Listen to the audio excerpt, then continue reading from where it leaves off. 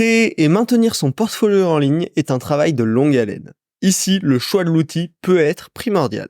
Grâce à de nombreux essais et de nombreux retours d'expérience collectés, je pense avoir trouvé le Graal. On en discute tout de suite dans Parlons Design.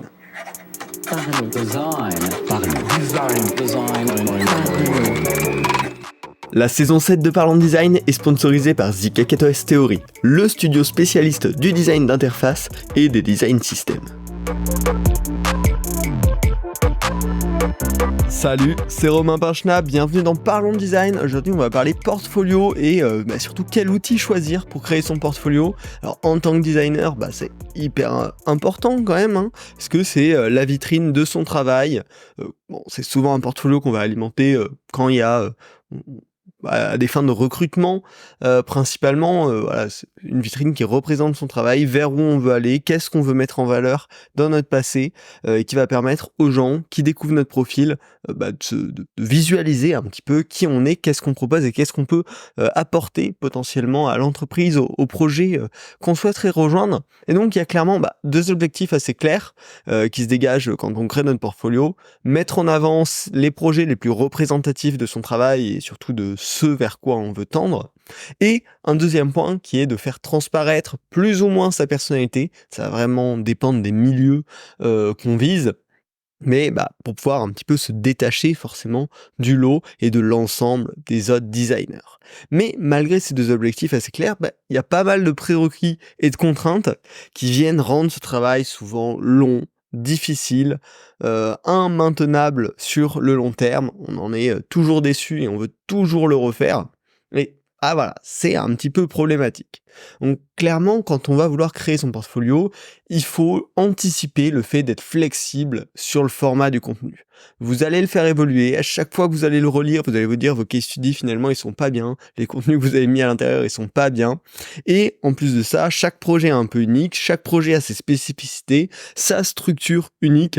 Si vous répétez toujours la même structure dans tous les case studies, c'est probablement que ça va dans la mauvaise direction, parce que normalement, même si on aime souvent le dire, le process double diamant, dans la réalité c'est jamais ça.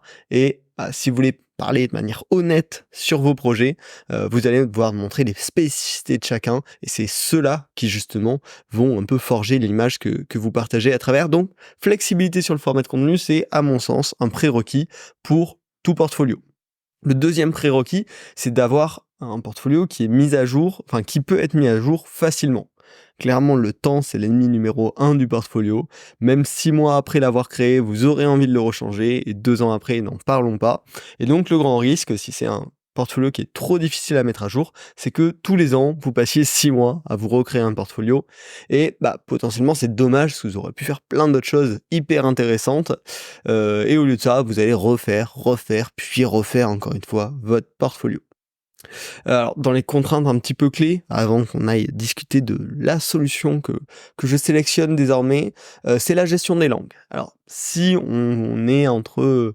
on cherche des entreprises locales et à la fois internationales, mais on a toujours envie de dire il me faut mon portfolio en français, mon portfolio en anglais, et donc gérer deux langues, c'est toujours une complexité. Maintenant, après quelques années d'expérience et pas mal de retours, j'aurais envie de vous dire, en fait, non, sur un portfolio, on n'a pas besoin de gérer plusieurs langues. Écrivez-le directement en anglais.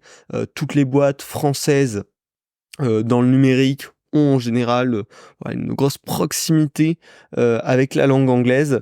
Et donc, en fait, en ayant un portfolio en anglais, ça vous permettra de postuler n'importe où, ça vous permettra de parler à tout le monde. Et finalement, dans l'écosystème design, dans l'écosystème numérique, il y a très peu de personnes qui vont se faire arrêter par un portfolio en anglais et non en français.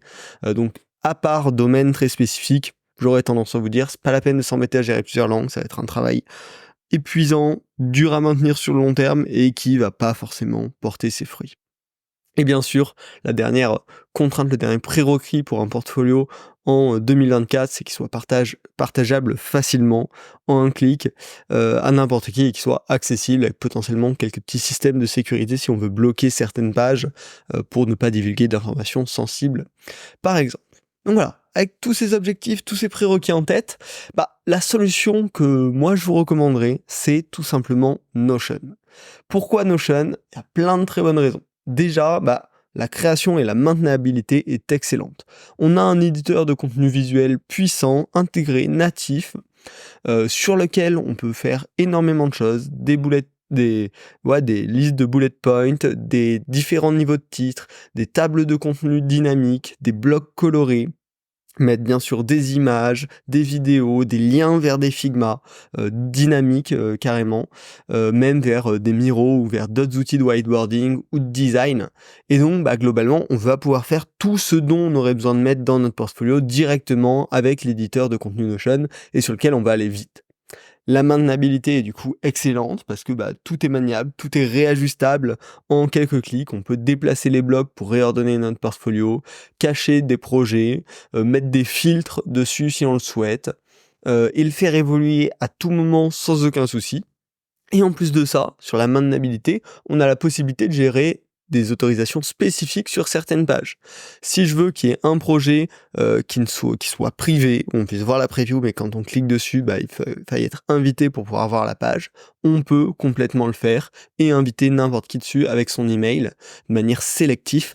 Donc ça remplit vraiment tous les critères de création et de maintenabilité. Ensuite, en termes de contenu, Notion, ça reste un design simple, en effet, mais qui met très bien en valeur le contenu. Alors, avec un portfolio fait sur Notion, clairement, vous n'allez pas vous démarquer par l'expérience immersive. Si c'est votre but, il va falloir trouver une autre solution. Mais si vous êtes plutôt dans les métiers de user research, de product design, de product management, en fait, ça a largement la qualité de design qu'on attend minimum en 2024, c'est-à-dire un truc organisé, avec une titraille claire, avec une typographie parfaitement lisible, et si vous gérez bien le contenu visuel, le combo des deux va largement marcher pour un résultat de très bonne qualité, et surtout, ça mettra complètement l'accent sur vos visuels et sur le contenu que vous mettez en valeur, parce que globalement, on va se retrouver sur un site en noir et blanc, il n'y aura que votre contenu qui sera valorisé. Le deuxième avantage sur les contenus, c'est que on a une personnalisation quand même des blocs qui sont assez généreux. On peut avoir une très bonne hiérarchie de contenu si on joue bien entre les niveaux de titraille, les toggles, les bases de données. On peut vraiment avoir un très bon rendu. Et on va justement pouvoir utiliser ces bases de données pour avoir plusieurs affichages possibles sur les projets. On peut mettre tous nos projets dans une même base de données Notion et derrière les filtrer pour à un endroit afficher les projets plus de recherche utilisateur par exemple, et à un autre endroit les projets plus de design visuel et de design de service. On va pouvoir même laisser la main à nos visiteurs de choisir comment ils veulent filtrer justement les projets pour trouver ce qui les intéresse. Donc on a vraiment une grosse flexibilité à ce niveau-là. Et un dernier avantage que je trouve hyper clé, et sur lequel, si on veut l'implémenter sur un véritable site, ça va souvent prendre du temps, c'est qu'on peut très facilement créer du lien entre les différentes sections et les différentes pages. N'importe quel bloc dans Notion peut être une encre pour un lien. Donc si j'ai créé un blog, une section contact, je peux créer un lien en un clic vers ce bloc-là et le mettre à la fin de tous mes projets, ou je peux créer des liens entre les projets entre eux. Ces choses-là hyper facilement, hyper nativement avec les fonctionnalités de Notion. Donc ça permet vraiment d'avoir tous les bons outils de contenu et de navigation dont on a besoin pour présenter nos projets et notre portfolio dans son ensemble.